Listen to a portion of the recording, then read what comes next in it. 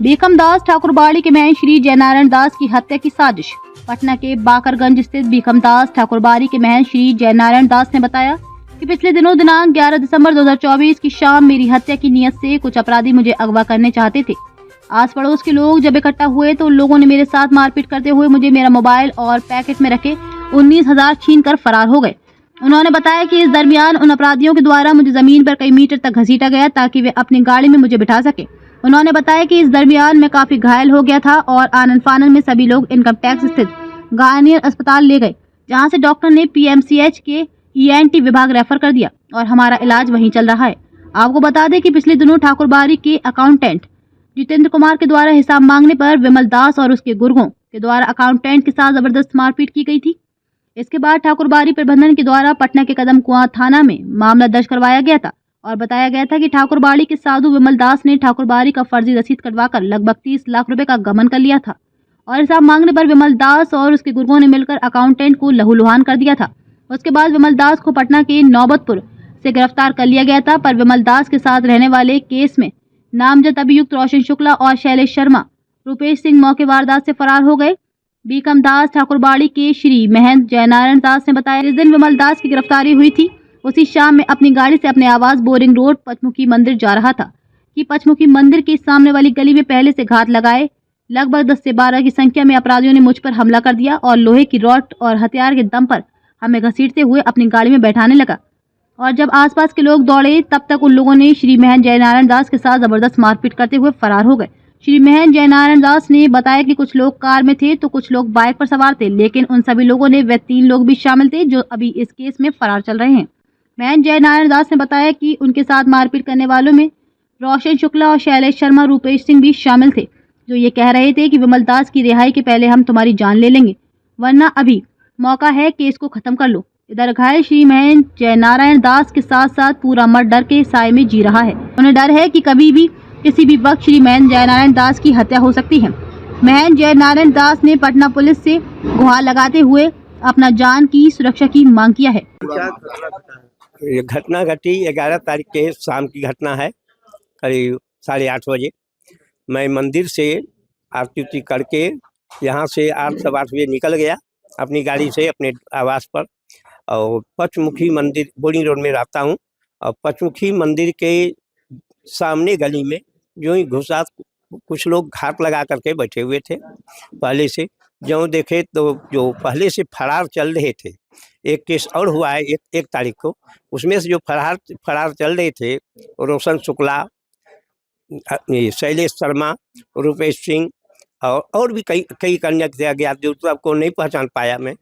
और वो लोग घर लगा, पहले तो जो ही गाड़ी रोके त्यों ही वो लोग शुरू हो गए मारने लगे मुझे। और मुझे तो देखिए यहाँ बट से मारा है जो अभी भी बिल्कुल कड़ा हो गया है और नाक से थके खून निकलता है। हथियार से मारा, पिस्तौल हो या रिवाल्वर, जो भी हथियार के बट से मारा। कारण क्या है? हमला करने का कारण ये है कि यहाँ पर ये बहुत पवित्र सिद्ध स्थान है, बहुत पटना का सबसे पुराना। यहाँ पर वो लोग अय्यासी का अड्डा बना लिए थे। यहाँ रात के 2 बजे लड़की सबको लाते थे। गाजा खूब चलता है, 8-10 आदमी दिन भर गाजा नीचे ऊपर सब जगह गाजा पीते थे। दारू भी चलने लगा। इस सब का मैं विरोध करने लगा कि डराया भी कि मैं पुलिस से पकड़ा दूंगा इस सब वजह से। दूसरा कारण ये हो गया कि विमल दास ने नकली रसीद छाप करके करीब 24 दुकान से किराया ले करके ये सब खर्चा कर रहे थे। और हमको हर साल में ऑडिट कराना होता है, आखिर उस दुकान का हिसाब कहाँ लिखा जाए। हमको अकाउंटेंट ने पूछा तो मैं बोला जाकर पूछो उससे। विमल दास को पूछने गया तो उसको गाली गलौज करके भगा दिया। और 1 तारीख को मुझे वकील के यहाँ जाना था, मैं पहले निकल गया और अकाउंटेंट को बोला आरती करके ने के बाद जाना।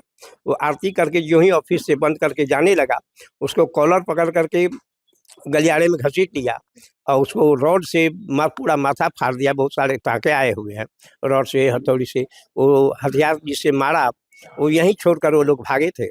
काफ़ी ब्लड थे। अपने डीएसपी साहब एक अशोक सिंह आए हुए थे इंक्वायरी में, उन्होंने इंक्वायरी देखे जो सब हथियार से मारा गया था वो हथियार भी सीज कर लिए हैं, खून से लथपथ कपड़े भी सीज कर लिए, वो सब ले गए। उसी का कारण उस दिन भी मैं ही था उसका वादक। काली सौरों का तो मैं था, मैं नहीं रहा, तो अकाउंटेंट को दिया, वो पूछ लिया हिसाब। लगातार आप पर कुल कितना राशि था और कितना बार आप पर हमला हुआ है? उस समय भी ये दूसरी बार है। उस दिन भी हमारे मैं ही था शिकार, लेकिन मैं थोड़ा पहले निकल गया तो उसको लोगों के अंदाज से भटक गया। तो अकाउंटेंट को रखे थे यहाँ, तो अकाउंटेंट पकड़ा गया, उसको बहुत मारा, बहुत मारा। गबन तो पहले 30 लाख का गबन है, 24 दुकान का किराया और कुछ दुकान का डिपॉजिट लिया है। इस मामले में कोई गिरफ्तार हुआ?